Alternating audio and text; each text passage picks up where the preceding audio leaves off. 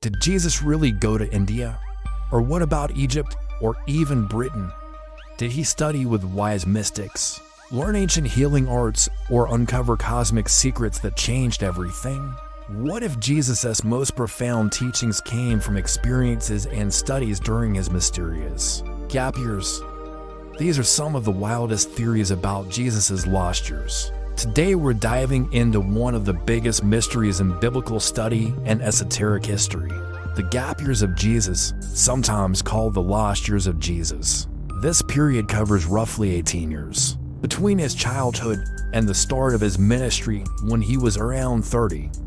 The canonical Gospels basically skip from Jesus' 12th birthday, celebrated in the temple in Jerusalem, to his baptism by John the Baptist, and the beginning of his public ministry at around age 30. So what happened in between? Where did he go? Who did he meet? And what did he learn? These are questions that have fascinated people for centuries. Let's start with the mainstream or traditional explanations before moving into more alternative and esoteric theories. According to this view, Jesus lived a pretty ordinary life in Nazareth, working as a carpenter alongside his father, Joseph. He was known in town as the carpenter's son. This explanation suggests that Jesus spent his time doing manual labor, honing his skills as a craftsman and preparing for his future ministry.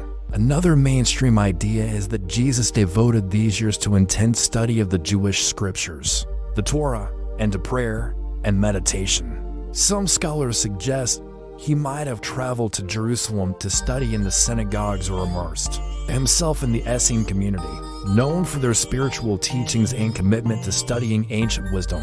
Now let's explore some more intriguing and sometimes controversial theories about Jesus' gap years. One popular idea is that Jesus traveled to India and Tibet, where he studied with spiritual masters, learned about karma, meditation and inner transformation, and even attained enlightenment. This theory is based on various texts, including the life of Saint Issa, which was allegedly discovered by Russian author Nicholas Notovich in a Tibetan monastery in the 1800s. The text describes Issa, believed to be Jesus, spending time in India, learning from wise teachers and spreading his message of love and compassion before returning to Judea. Proponents of this idea point to similarities between Jesus' teachings and Buddhist philosophy, such as the emphasis on nonviolence, the concept of an inner kingdom, and the practice of turning the other cheek. They argue that Jesus' exposure to Eastern spirituality could have deeply influenced his